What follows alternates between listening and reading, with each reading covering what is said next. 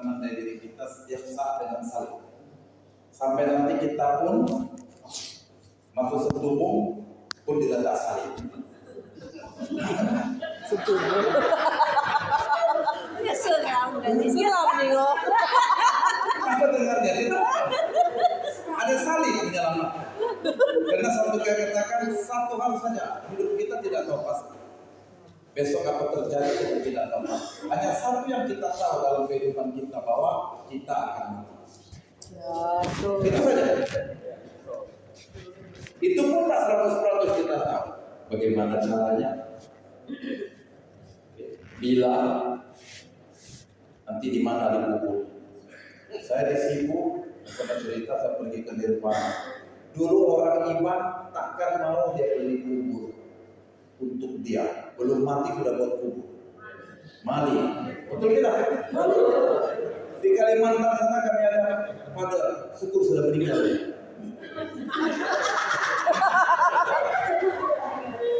Sudah tua sekali, dulu dia di Sambas, sudah lewat saya. Dia tinggal di Sambas, saya bilang, saya sudah tua. Galilah kubur untuk saya. Kemana dari kubur? Pemali, kita orang Katolik apa mali-mali?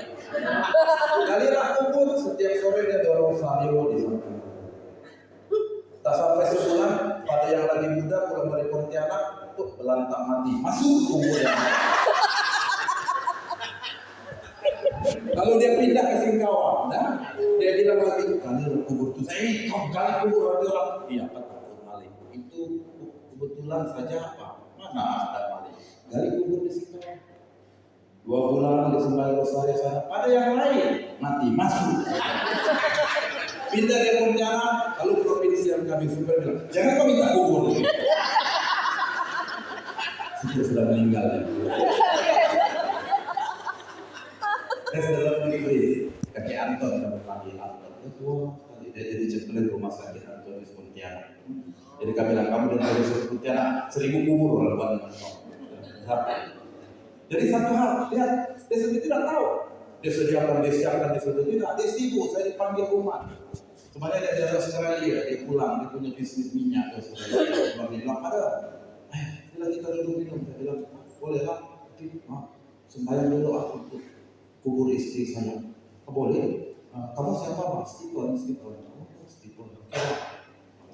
Datang, dia ambil sepanjang jalan, saya ikut dengan dia. Sampai kami 2 saja di kubur Nirwana, batu 20.000, seluas-luas kubur. Saya di situ kubur double bed. Nama bini dia ada, nama dia pun ada sama. Betul, kadang-kadang hantu dia datang. Sudah tulis nama dia warna merah, belum dibuat putih. Nama bini dia sudah ditulis putih, dia masih merah. Dulu nama ditutup dengan kain merah, sekarang hilang, ditutup dengan cat merah. Tapi kalau masih boleh baca dulu. Kadang-kadang hantunya udah sepi di rumah kami 2. Minta tolong saya akan mati. Jadi lihat, dulu orang iman sama. Ada beli tanah, ada. Sekarang di mana sana iman pun beli double bed. Kenapa ada promo?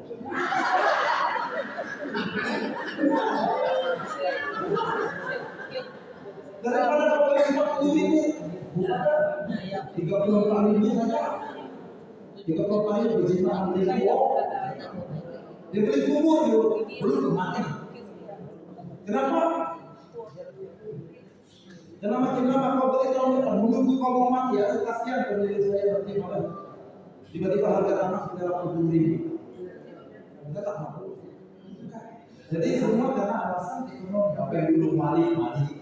Artinya apa? Semua boleh berubah.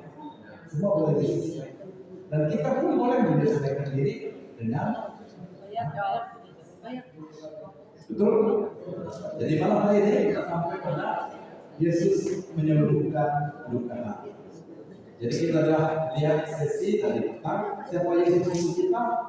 Yesus dengan salibnya. Jadi hari-hari kita menandai diri dengan tanda salib. Kita katakan itu bukan tanda penghinaan, itu tanda kemenangan.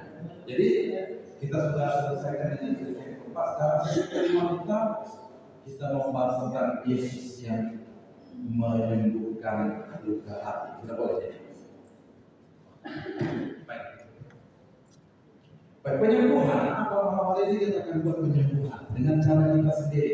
Kita tidak beli obat, sebab obat itu sudah digantung di sana.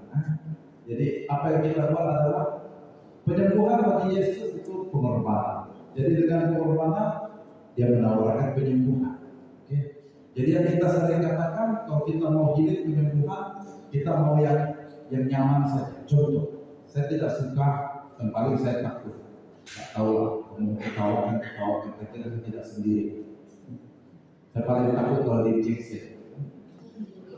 Jadi kalau berobat, kalau boleh baik saya makan saja obat banyak-banyak daripada kalau injeksi saya. Ada orang aku yang nggak mau makan obat susah terkeluar, muntah. Baik saya diinjeksi. Jadi kita tak mau berobat, kita cari berobat pun kita cari hal yang paling nyaman untuk kita.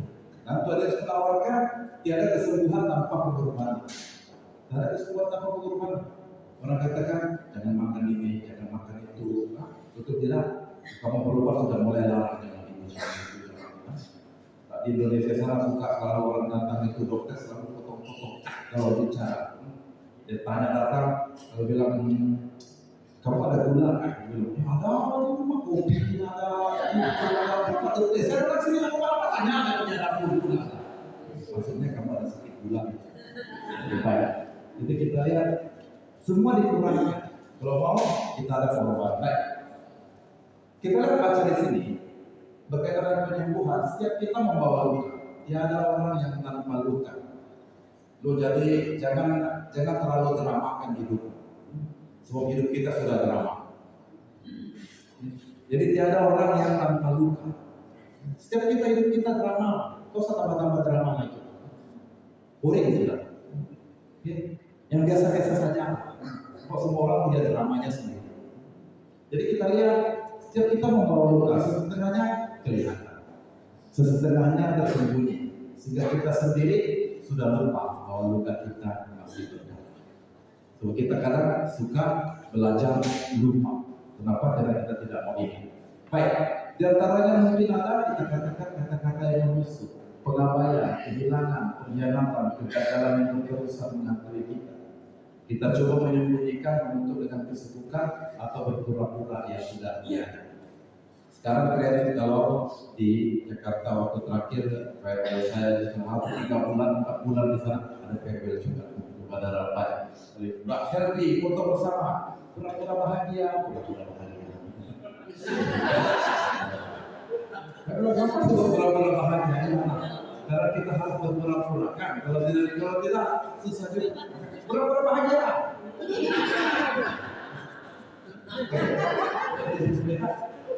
Kita berpura-pura bahwa hal itu sudah biasa.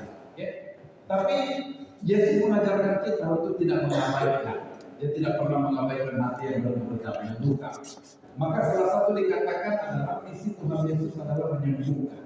Dia lebih pada ke akar ini menyembuhkan. Seperti tadi kita bicarakan, akar penyembuhan adalah pengampunan, bukan pengabaian, bukan pura-pura, bukan menyembunyikan. Bukan lalai. Baik. Jadi sesi ini yang bakal tutup kita akan tutup dengan membakar. Saya kira EJK sudah siapkan ini untuk kita bakar bersama dan kita letak sini mungkin malam pada hari kita bakar. Jadi ruang yang selamat untuk kita membawa. Jadi ruang selamat membawa artinya hanya kamu yang tahu. No need for you to share with us. Kamu tak perlu share dengan kami. Hanya kamu yang tahu. Kamu yang perlu share dengan Tuhan. Jadi hanya kita yang tahu, yang lama dan yang baru. Jadi kamu hanya share pada Tuhan yang menyembuhkan. Kalau kamu percaya dia akan sembuhkan, kamu share. Baik. Kita buat cepat. Sebab 8.30 kita akan mulai. Jadi Yesus datang untuk hati yang lembut. Jadi ini bukan misi sampingan, bukan misi side dish, okay? Tapi ini adalah menu utama, main course. Main course of Jesus adalah tujuannya datang ke dunia. Aku datang dikatakan bukan untuk orang yang dikatakan. Kalau dokter bukan datang, tapi itu untuk orang yang sakit. Jadi aku datang bukan untuk orang yang benar, aku datang untuk mencari domba yang lihat di sini tujuan utama dia datang adalah untuk hati yang sembuh. Kita lihat apa yang dikatakan Tuhan Yesus di awal misinya dalam Injil Lukas bab 4. Kita baca bersama.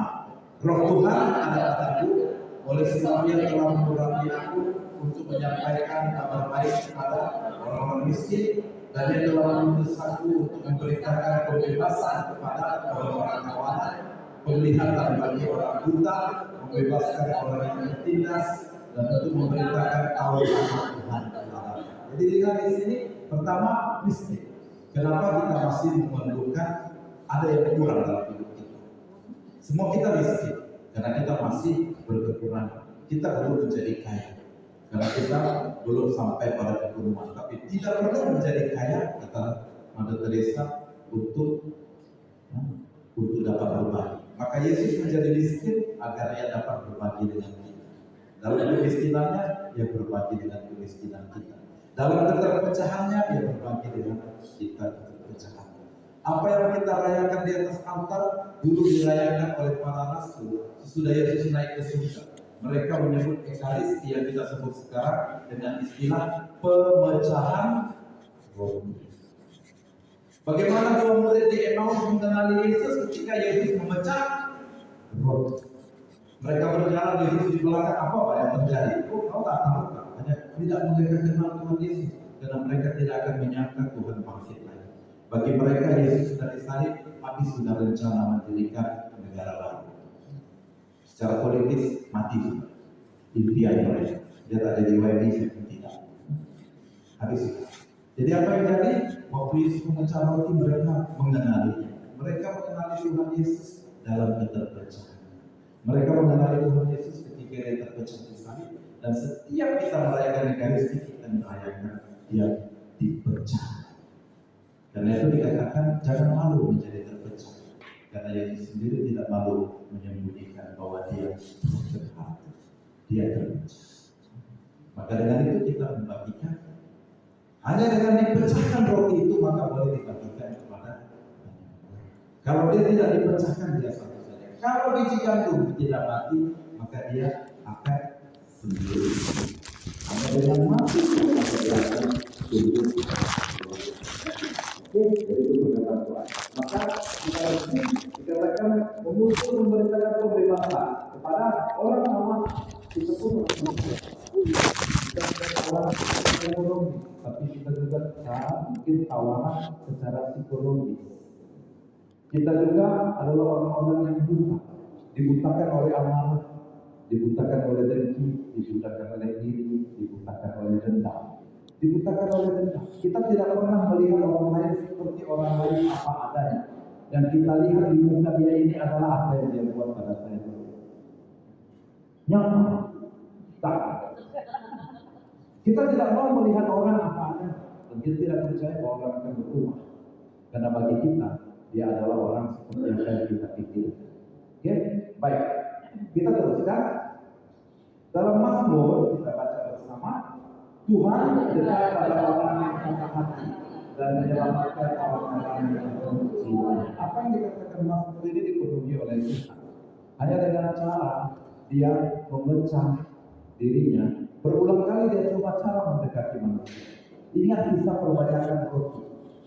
Memberi makan 5.000 orang. Apa dia angkat hanya 5 roti, 2 ikan. Dia tidak malu hanya 5 roti. Orang juga tahu apa 5 roti. Bagi dengan 5.000 orang. Tapi dengan begitu dia angkat orang lain bilang, dia angkat roti dia. Mari kita bawa keluarkan roti kita. Tak mungkin orang pada masa itu tak membawa bekal. Saat itu tidak ada KFC, tidak ada McD, tidak ada. Kau berjalan bawa apa? Karena bawa air, bawa makanan. Tapi begitu sampai sana, air kalau saya buka dan sana tak bawa dia minta lagi. Atau saya buka ya di sana aku nanti dia punya lebih mewah malu. Waktu Yesus angkat dia tidak malu, hanya 5 roti 2 ikan. Maka orang bilang, dia undang. Mujizat mungkin kayak Yesus memperbanyak roti, tapi mujizat terbesar adalah ketika orang membuka hati. Mujizat yang dibuat Yesus semua ada maksud. Maka ketika dia memperbanyak roti, maka orang pun membuka bekalnya masing-masing, saling berbagi. Karena Tuhan sendiri tidak malu berbagi. Oke, jadi dia sudah buat berkali-kali sampai terakhir dia sendiri yang membagi diri.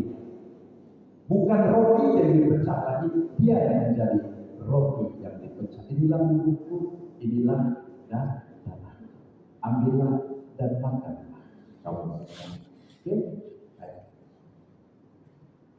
Tuhan tidak menjawab apabila kita hancur. Dia bergerak lebih dekat. Hati yang luka bukan tempat yang memalukan untuk disembunyikan dari Tuhan. Ia justru tempat di mana dia paling ingin hadir. Karena dia sendiri hadir dalam kelukaan dan dia membawa kelukaan dan dia menyembuhkan kelukaan. Refleksi pertama kita adalah yang seringkali kita patut pertanyakan. Saat kita merasakan sakit, umumnya kita rasa Tuhan itu jahat. Betul itu. Saat kita merasakan sakit, disakiti, pada saat itu kita merasa Tuhan itu jahat. Maka sering saya katakan, apakah percaya Tuhan benar dekat dengan saya dalam kesakitan saya? Ataukah saya perlu pulih dahulu sebelum mengambil? Orang bilang, ayolah pergi misa tak mau. Saya suasana nanti saya tak habis, saya masih ke lain tak mau. Justru saat itu kau perlu pergi misa. Ngerti kan? Saya marah, sedang marah, saya dapat dosa. Suasana batin tak payah saya pergi misa. Justru saat itu kau perlu pergi mendekati Tuhan. Dirinya adalah pelayan dari Tuhan. Jangan tunggu marah saya dan dulu saya baru masuk diri. Justru saat itu kau perlu masuk. Nanti saya maksud dengan ini. Tak ada istilah pulih dahulu. Sebab tidak akan pernah kita menjadi sembuh 100%. Justru kita pada saat itu. Lalu luka apa dalam hati saya yang saya selama ini sembunyikan dari Tuhan. Malam ini kita akan coba tulis dan kita akan ibadat malam bersama dan kita akan bersama semua luka-luka yang kita sembunyikan itu yang kita tulis. Baik, kita teruskan. Kalian pernah di sini siapa yang nurse? Dia nurse kan? Saya paling benci sebenarnya dengan nurse.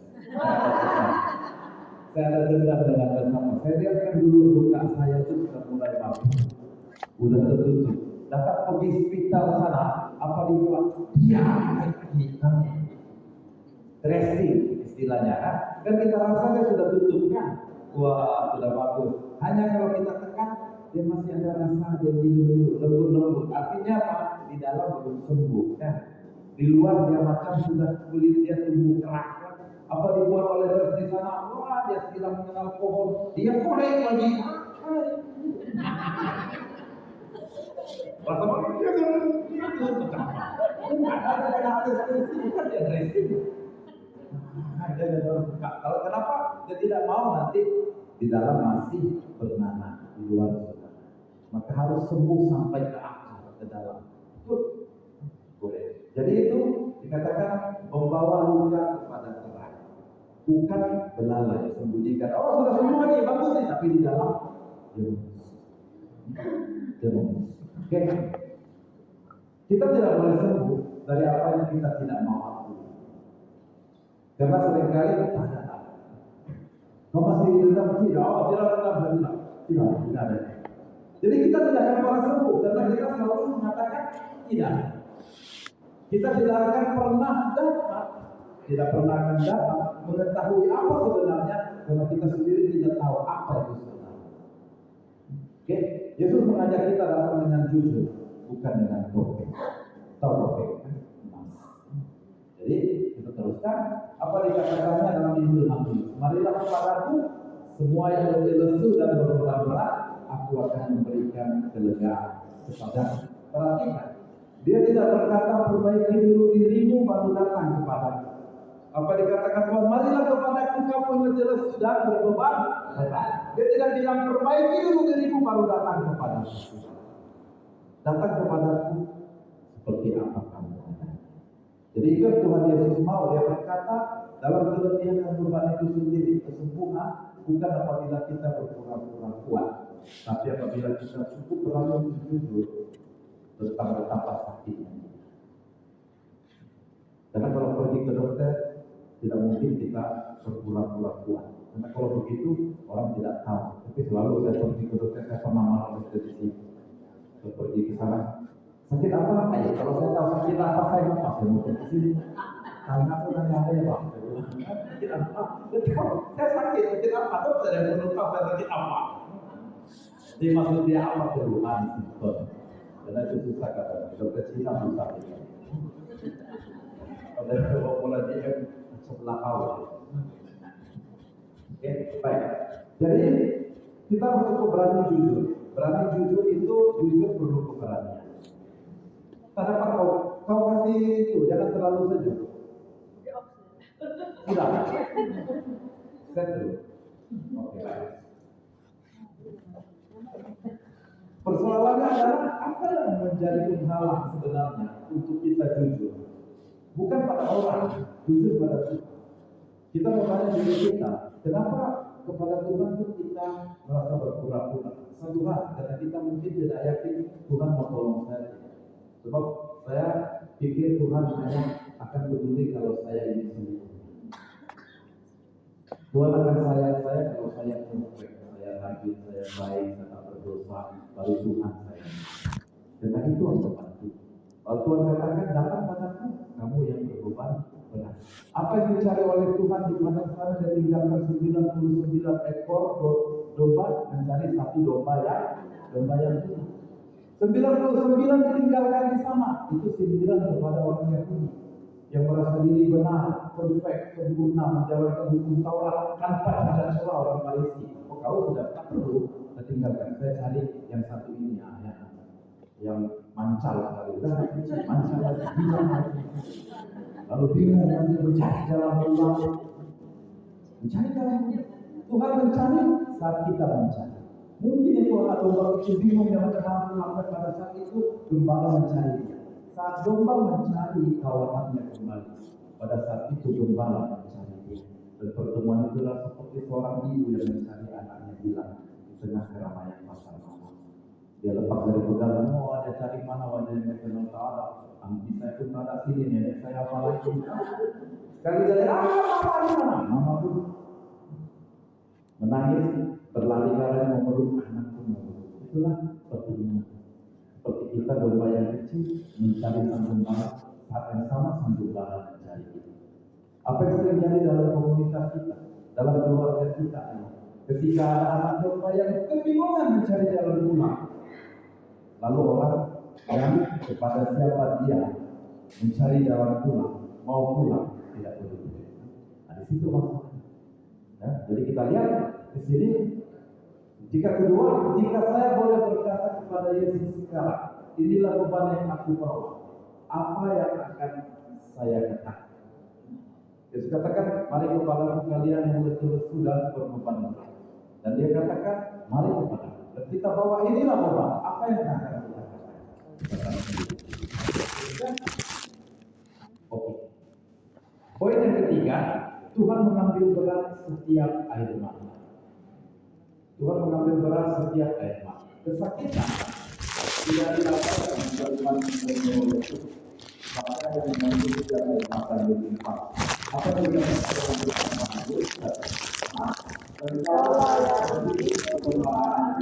Tahulah air mataku dalam hidupku, bukankah semuanya itu tertulis dalam kitabmu. Jadi ayat ini menggambarkan Tuhan begitu peduli sehingga dia menyimpan air mata kita. Tiada putus kesakitan kita alami luput dari perhatiannya.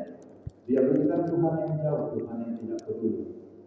Kita katakan dalam lagu kita bahwa Engkau Tuhan yang peduli, yang menyimpan setiap tetes air mata. Tahu tentang hal ini, malam hari ini, bagaimana kita merasa? Itu kan Tuhan menyimpan air mata saya, bukan mengabaikan. Jadi, yang pertanyaan kita sering adalah bahwa kita tidak yakin Tuhan menyimpan air mata kita, karena kita pula berjuang sendiri. Maka malam ini kita mau mengatakan, oke, saya percaya Tuhan menyimpan air mata saya. Maka kita kita akan menitipkan dewa-dewa kita kepada Tuhan. Dan semoga dia memberikan kepada kita kekuatan untuk berubah. Adakah ada panggilan secara tidak penting untuk dibawa Tuhan? Kenapa? Mungkin adalah apa yang saya boleh atasi sendiri. Apa saya itu bukan urusan Tuhan, itu urusan saya. Tak salah itu salah saya sendiri, bukan salah Tuhan. Ketika teruskan, kalau kita katakan poin yang berikut ini paham akan kesalahan kita. Kita katakan kesembuhan yang ditawarkan bukan dari seorang yang tidak pernah merasa sakit. Dia sendiri sudah merasakan apa arti pengkhianatan, apa arti penolakan. Maka kalau kita pergi ke dokter, seringkali kita lihat tawaran tidak ada. Kalau ada tidak marah. Jadi saya itu ada di YouTube. Jadi diwawancarai. Jadi kita wawancarai. Jadi sampai 100 tahun. Lalu masih kalau merokok masih merokok sebelum. Lalu dokter kamu ya dokter saya dulu bilang jangan minum whisky terlalu banyak, jangan merokok. Lalu bagaimana dokter? Kita mati. Jadi dokter melarang dia merokok sudah mati duluan. Dia mati karena itu yang membuat orang ketawa. Jadi ada benarnya untuk jaga kesehatan kan itu betul. Tetapi seringkali orang katakan sesuatu karena dia tidak pernah mengalami. Tapi Yesus lain, dia sendiri sudah mengalami. Maka dia mengalami, dia membagikan pengalaman. Itu membagikan pengalaman. Jadi berbeda dari orang yang hanya punya pengetahuan tapi tidak punya experience. Tidak punya experience. Jadi pengalaman, di pengetahuan harus disertai pengalaman. Karena kadang-kadang kita hanya belajar dari pengetahuan orang banyak buku, tapi tidak pernah punya pengalaman. Tuhan Yesus, dia sudah mengalami.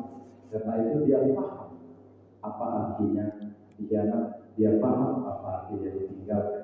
Kita baca dari kitab Matius Yesaya, ia dihina dan dihindari orang, seorang yang berbuat kesalahan dan yang biasa menderita kesakitan.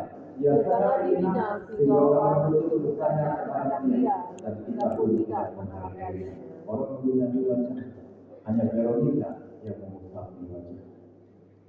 Mereka memberikan kepadanya mahkota dan memberikan kepadanya bukan memberikan kepadanya piala atau apapun yang mereka berikan kepadanya jadi dia mengerti pengalaman kita karena dia sudah mengalami lebih dahulu. Baik, dia bukan Tuhan yang memberi arahan penyembuhan. Dia sendiri pernah dilukai, ditinggalkan sahabatnya, mengalami kesakitan yang sangat.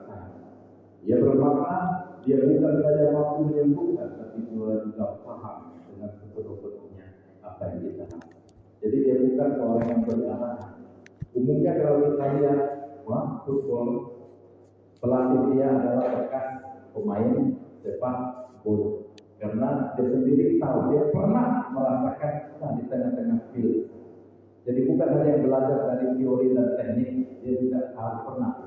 Maka dia paham bagaimana relasi setiap pemain, bagaimana ego mereka. Jadi pengetahuan dia masukkan dengan pengalaman. Tuhan Yesus adalah yang pernah di tengah-tengah padang kesakitan waktu dia mengalami salib dan penderitaan. Baik, kita teruskan refleksi yang terakhir ini. Bagaimana rasanya mengetahui bahwa Yesus sendiri pernah mengalami apa itu penolakan? Apakah ini membuat saya sekarang mengubah cara pikir saya untuk membawa tugas saya pada Tuhan atau tidak? Karena berapa mungkin kalau saya bawa kepada dia, mungkin ada solusi. Karena dia pernah merasakan apa yang saya terakhir. Kesembuhan membawa, katakan di sini, keindahan daripada aku. Tuhan tidak sekedar membuang kesakitan kita. Dia menjadikan sesuatu yang lebih, mengubah kesakitan menjadi sesuatu yang indah dan bermakna. Apa maksud? Kita katakan di sini, kita baca dari kitab Nabi Yesaya. Pertama, untuk memuliakan kepada mereka yang bergabung di Sion, suatu biasa kepala menggantikan aku. minyak dirangan ganti kabut, dan yang kemudian ganti semangat yang pudar. Bukan bermakna kesakitan kita hilang tanpa kesan. Apa maksudnya? Dia berjanji membawa keluar sesuatu yang indah, pertumbuhan belas kasihan lebih dalam untuk orang lain kekuatan baru daripada orang yang paling dalam. Kita bersama-sama sesuatu yang patut kita cari tahu. Ada pernah kalian Tuhan mengubah kesakitan dari sesuatu yang hina, satu kepentingan akan buat sesuatu dari kalian. Atau kita pergi dari ini hanya untuk pergi kunci. Karena orang kita tahu dari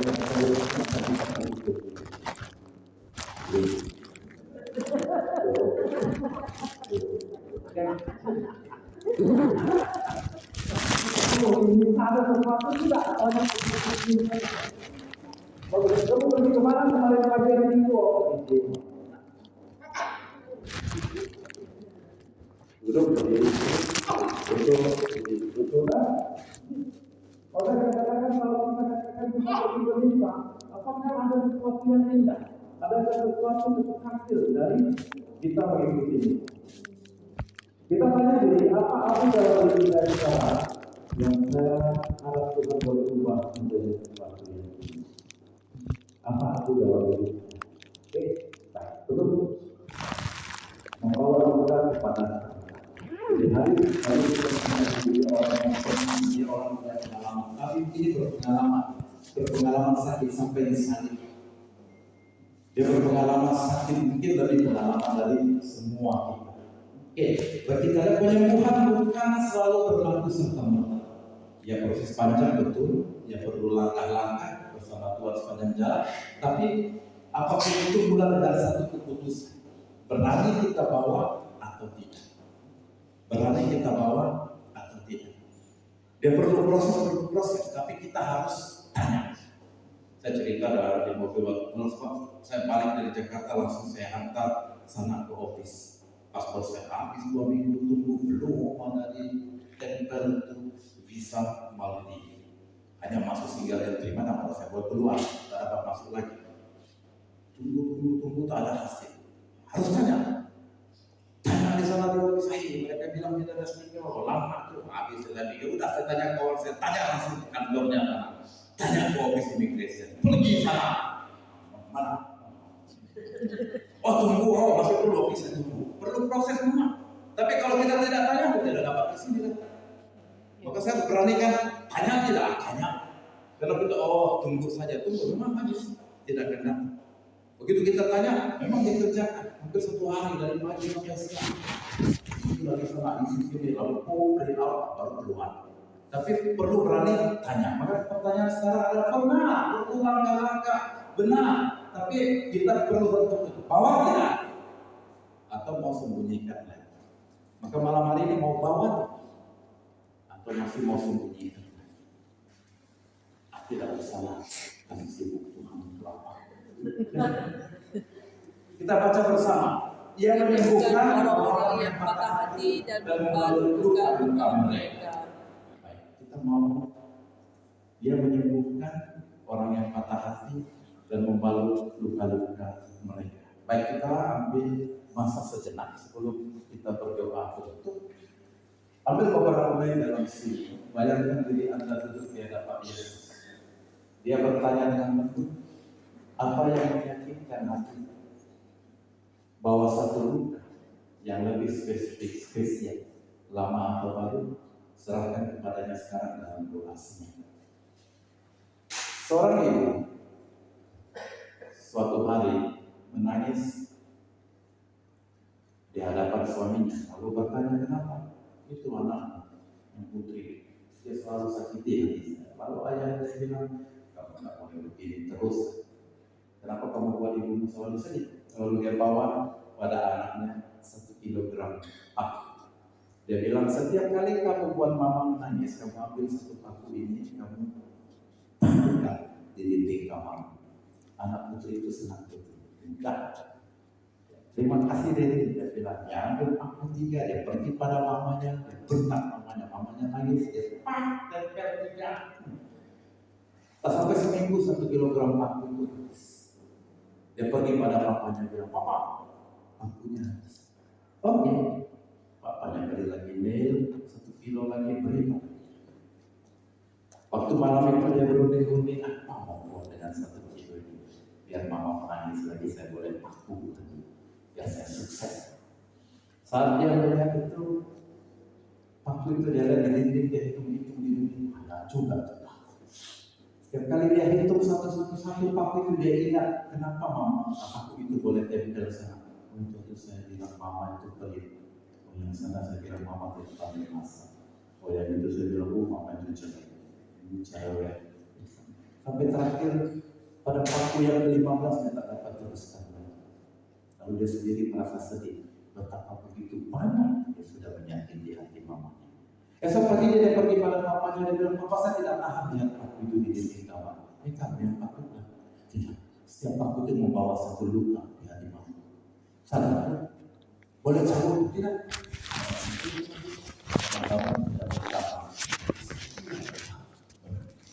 Bukan mau takutkan.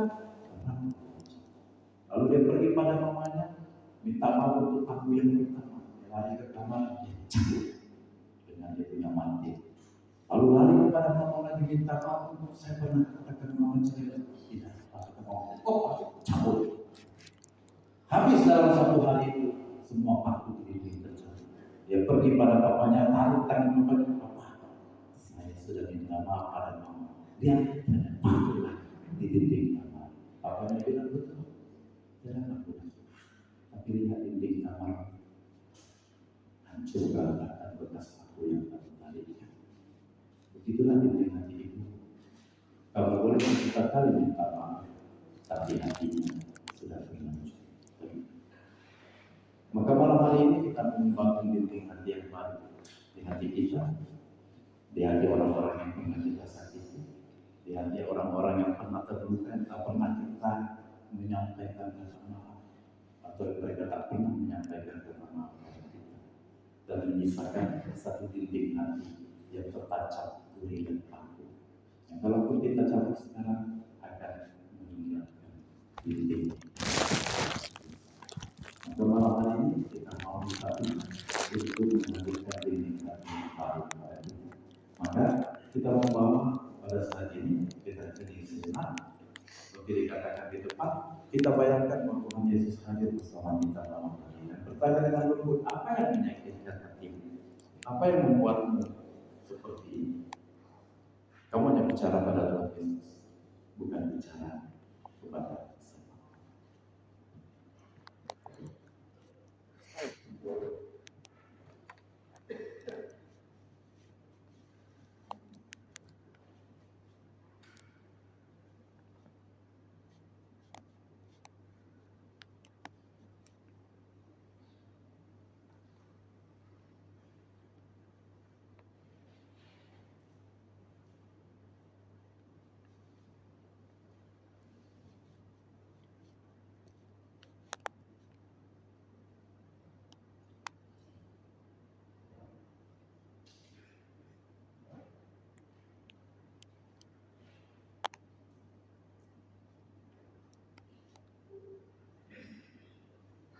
Baik, saudara-saudari, mari kita sama bangkit berdiri, kita mau berdoa.